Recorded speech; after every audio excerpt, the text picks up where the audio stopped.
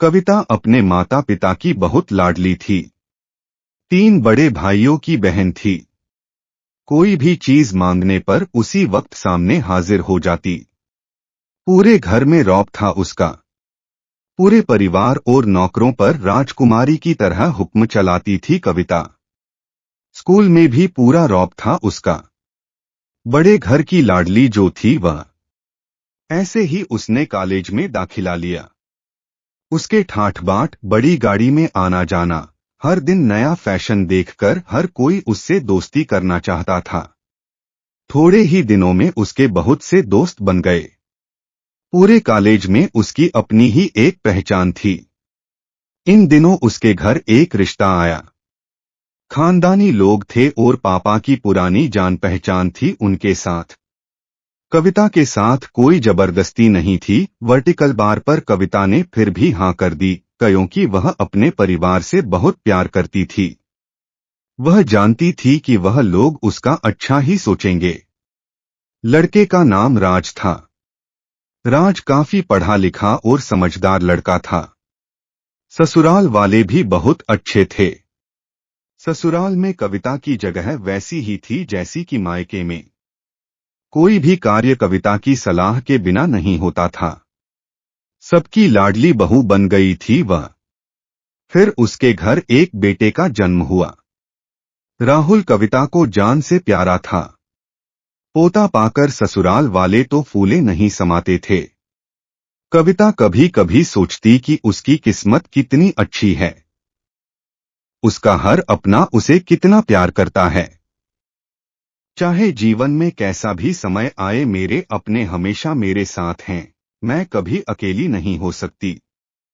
कितनी खुशकिस्मत हूं मैं। पर शायद कविता की खुशियों को उसकी अपनी ही नजर लग गई थी। एक दिन वह मायके जाने की जिद कर बैठी। राज को बहुत काम था, लेकिन वह फिर भी उसे ले गया। रास्ते में उनकी गाड़ी अन्य गाड़ी से टकरा गई। कविता, राज और राहुल बहुत बुरी तरह से जख्मी हो गए। काफी दिनों के इलाज के बाद राज और राहुल तो ठीक हो गए, लेकिन कविता पूरी तरह ठीक न हो सकी। सर पर चोट लगने के कारण वह अपनी आंखों की रोशनी खो बैठी। अब कविता की किस्मत जैसे उल्टे पांव चलने लगी। मायके वाले कुछ दिनों तक उसे मिलने आते रहे, फिर कभी कभार फोन ही करके पूछ लेते कि अब कैसी हो। धीरे धीरे ये सिलसिला भी कम हो गया। ससुराल वालों की सहानुभूति भी कम होने लगी। घर में किसी को पास बैठने के लिए कहती तो जवाब मिलता, बहुत काम है, अब तुम भी हाथ नहीं बंटा सकती। राज भी चिड़चिड़ा हो गया था। बस राहुल ही था उसके साथ, जिसके साथ हंसते खेलते उसका वक्त गुजरता। एक दिन कविता के हाथ से कुछ सामान गिर गया, जिसकी वजह से राहुल को हल्की सी चोट लग गई।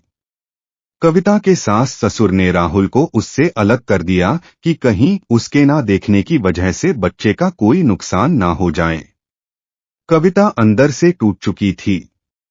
एक दिन उसने सबके सामने मायके जाने की इच्छा रखी तो राज उसे तुरंत मायके छोड़ आया, जैसे कि वह भी यही चाहता था। लेकिन राहुल को उसके साथ नहीं भेजा गया। कविता कभी राहुल से दूर नहीं रही थी, पर अपनी कमी के कारण उसने ज्यादा बहस नहीं की।